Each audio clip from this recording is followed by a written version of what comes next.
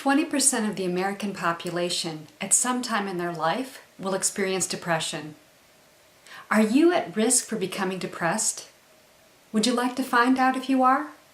Or if you're already depressed, would you like to know what it would take to change that?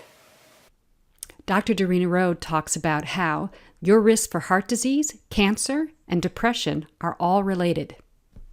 In the late 1990s, Kaiser Permanente, in collaboration with the Centers for Disease Control, took on a project to survey over 17,000 adults about their childhood experiences. In the study, they looked at 3 broad categories of childhood experiences: abuse, neglect, and household dysfunction. What they found was amazing. Over half of the people that they surveyed reported at least one adverse childhood experience, and many reported multiple adverse childhood experiences. 11% of the population reported physical abuse. 11% also reported emotional abuse. 28% of the female population had sexual abuse. The aim of the study was to find out if childhood trauma affected the health of adults. What they found was unbelievable. Childhood trauma was linked to every possible negative health outcome in adults. And as the number of adverse childhood experiences went up, so did the risk for every possible disease, including heart disease, cancer, broken bones, missed work, depression, suicides. So let's look more closely at someone's risk for depression, heart attack, or chronic bronchitis. If they have 2 or more adverse childhood experiences, their risk for depression doubles. If they have 4 or more adverse childhood experiences, their risk for depression quadruples, as does their risk for chronic bronchitis, and the risk for heart attack and cancer also doubles. The model by which this works can be represented by a cause and effect pyramid. At the foundation of the pyramid are adverse childhood experiences. This childhood trauma disrupts normal neural development. This means that the brains of children who have experienced trauma do not develop normally. This leads to a cascade of events.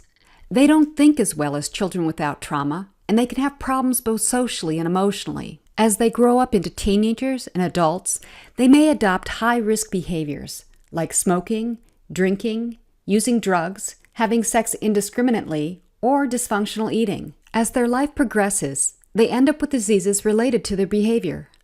The smokers get lung disease, drinkers get liver disease, and people with unhealthy eating habits end up with diabetes, heart disease, cancer. Finally, the cascade of events ends with an early death. So is there any hope for us as adults who have had adverse childhood experiences?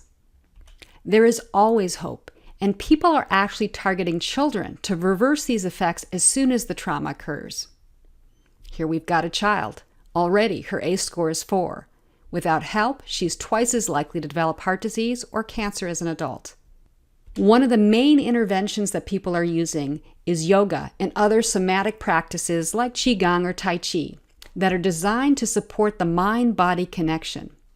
A report from the Georgetown Law Center on Poverty and Inequality, released earlier this year, demonstrates the benefits of yoga in young women in the criminal justice system with high levels of adverse childhood experiences. They found the benefits of yoga and other somatic practices were profound. Yoga gave the girls better emotional management. It increased optimism and body image while reducing anxiety, anger, and depression.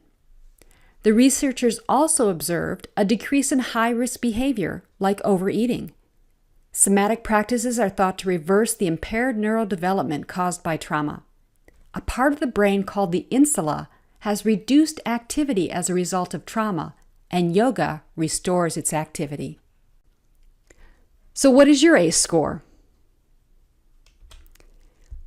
Let's answer the following 10 questions for the period of time before you were 18 years old. So you can get a little piece of paper now to write, scratch down your hash marks, or you can just use your finger because we've got 10 questions and it'll either be a yes, in which case you get a score of 1, or it'll be a no, which will be a 0.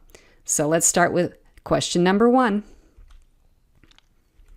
Did a parent or other adult in the household often swear at you, insult you, put you down, or humiliate you, or act in a way that made you afraid that you might be physically hurt? If yes, enter 1. Question 2.